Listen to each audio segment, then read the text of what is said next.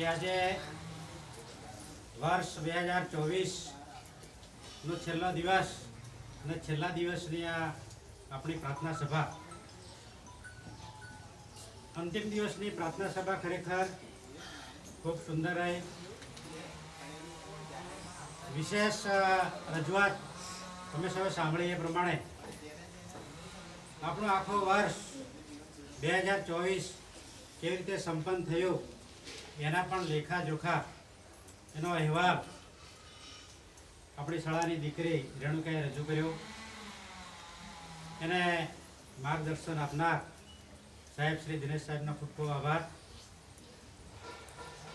વિદ્યાર્થી જીવનમાં આપણો જે ભૂતકાળ,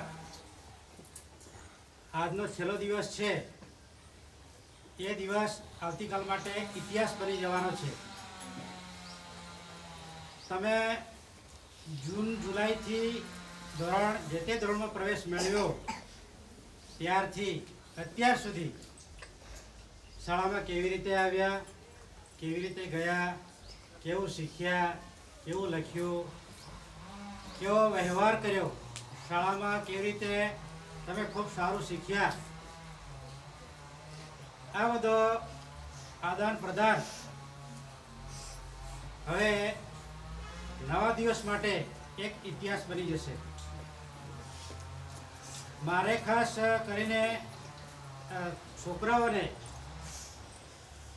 મારે એ કહેવું છે કે અમે જ્યારે બાળ વાર્તા સ્પર્ધામાં આપણે ડાંગરિયા સીઆરસી એટલે કે વાડી માતરિયા પ્રાથમિક શાળામાં ગયા ત્યારે અમે જોયું કે આ વાર્તા સ્પર્ધામાં 12 સ્કૂલોએ 12 શાળાઓએ ભાગ લીધો હતો અને એમાં 12 શાળાઓના વિદ્યાર્થીઓ પૈકી 95% સ્પર્ધામાં જે ઉમેદવારી કરી હતી એ દીકરીઓ જ હતી.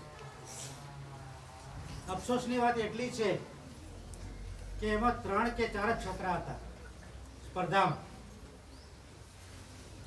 એટલે આવનારા નવા વર્ષ માટે છોકરાઓ માટે મારી ખાસ વિનંતી છે કે આપણા મહાન એક જ્ઞાની પુરુષ થઈ ગયા સ્વામી વિવેકાનંદ, ને એમણે જે આપણને એક મધુર વચન આપ્યું છે કે ઉઠો, જાગો અને ધ્યેય પ્રાપ્તિ સુધી મંડ્યા રહો.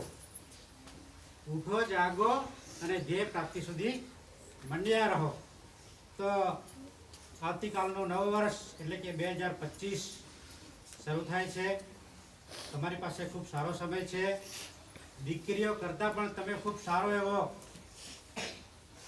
અહીંયા પ્રદર્શન કરી શકો છો, સારું એવું મેળવી શકો છો, પણ આપનામાં એટલી તૈયારી કરવાની હિંમત હોવી જોઈએ. તો આપ સૌ માટે આવનારું 9 વર્ષ પ્રગતિમય બને, ખૂબ મહેનત કરો અને આગળ વધો એવી શુભેચ્છા સાથે સૌને નમસ્કાર.